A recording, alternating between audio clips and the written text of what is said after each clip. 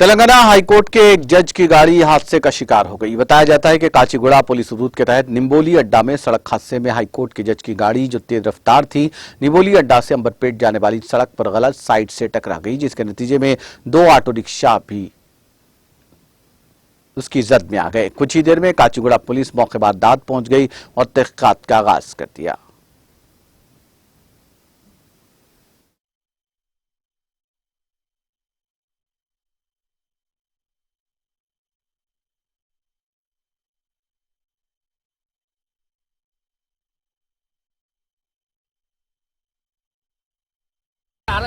Kosi road है ये हरसपेंटा road था।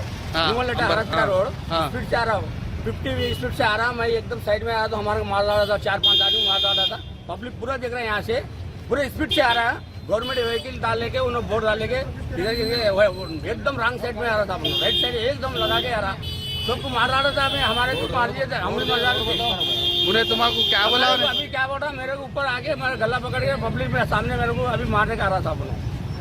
हमारा पेशनर भी पूछ के बोल के गया, बीएस को फोन करा।